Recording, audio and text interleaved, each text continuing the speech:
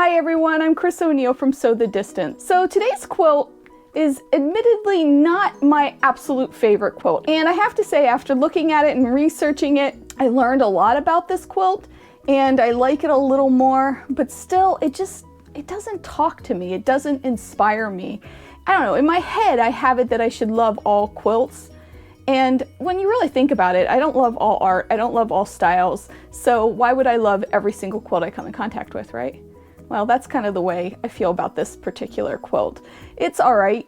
It's not something that knocks my socks off. But let's take a closer look at it anyway, because maybe it'll inspire you and maybe it will knock your socks off. Okay, before we really dive in looking at this quilt, I want to just take a minute to talk about this fabric. This fabric is one piece. So I outlined it with the pink strips. You can see that's one piece of fabric. It kind of looks like it could be pieced behind that design, but it is not. It is a solid piece of fabric. So part of it almost looks like a cheater quilt or a quilt that's printed onto fabric and then you could go back and quilt it. That's not the case though with this. So I want to just clarify that right in the beginning and let's get started. Okay, when we take a closer look at this quilt, you can see it is a large quilt. Let me back up a little so you can see it. It's a bed-size quilt, and there is one focus fabric used over and over in this quilt. And it is a kitchen design, which was popular in the 1950s, 1960s, 1970s. That's why I think that's about the time period of this quilt, but I'm not sure, okay? And what the maker did was take that big print focus kitchen fabric and repeat it throughout this entire quilt. And he or she pulled one design or a motif and fussy cut or focus cut that particular motif to run in the diagonal. I hope that makes sense. And I'm going to show you what I mean. So up here is a picture of flowers with some lace to the left. And if we go down diagonally here, there's another one, exactly the same. And here, exactly the same. The next diagonal, however, is this one with a plate, a vase of flowers with a plate behind it. And we see almost exactly the same cut here and the same cut here. Then the corners are this bowl, and up here the other corner is a bowl of fruit. So the layout was well thought out in this quilt. The other thing I want you to notice is the scrap fabrics were used as half square triangles, and the fabric that is the negative space is actually embroidered. And it's embroidered meticulously, especially considering the age. It is hand quilted as well, and it is hand pieced. In fact, this entire quilt is made by hand. There's nothing on here that I could find that was done by machine. And the quilting is, for the most part, a crosshatch quilting, except for the borders, which has this wonderful rope design on it. The condition of this quilt is fair. There are a lot of stains and there are a lot of holes, but if you watch any of my other videos, you know I love it when there's a hole that I can see the batting. This batting is in excellent condition, and there's a little bit of wear, but it's clean, unlike our quilt from 2 weeks ago, and it is a cotton batting that's inside of this. It held up pretty well. I don't know if I'll repair this. I don't know. Like I said, I just don't have a lot of passion for this quilt. I probably should patch it. I probably will. I don't know. We'll see. Anyway, that's the inside of this quilt. So right down the back of this quilt, right down the center, vertically, is a seam.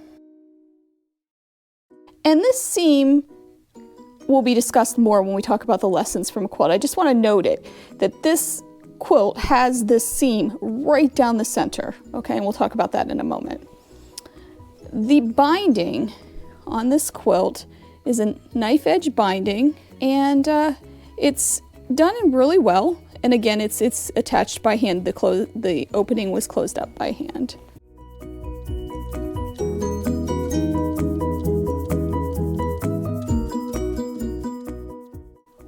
lessons can we learn from this quilt?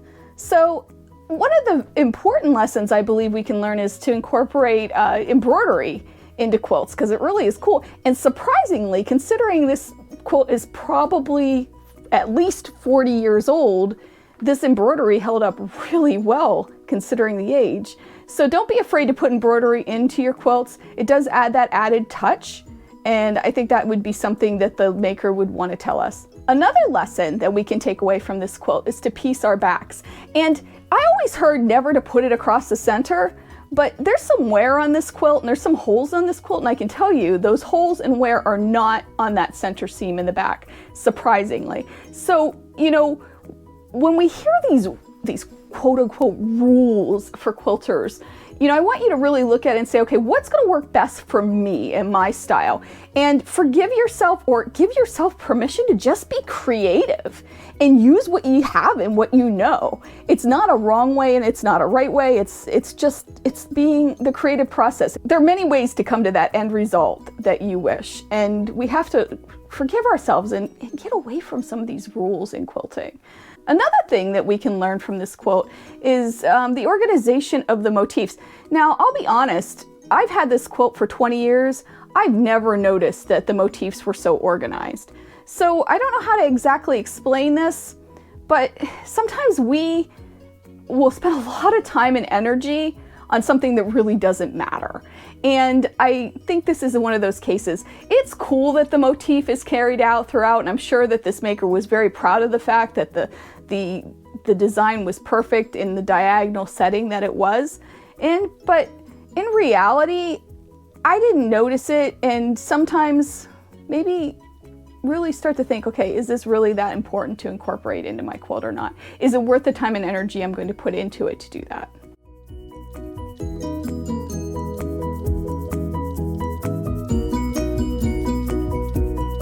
I'm glad that you enjoyed seeing this quilt. As you may or may not know, if you follow me on Instagram, you know, maybe, we are moving, and we are moving to another state, and we are moving to a house that we've never actually stepped foot in. So this is going to be an exciting time. It's an unexpected time. I'm hoping to do a vlog about that. I'll put a link here of the vlog as I go through this journey and explain a little bit more of what happened. But please forgive me, because I know my lighting is really off. I'm trying to pack, and there's some things that there might be some quality issues. I'm hoping to continue to do these weekly videos on old quilts. That's going to be my non-negotiable with this. I need to actually do these videos weekly. So just be aware that the quality might not be as great as I would like.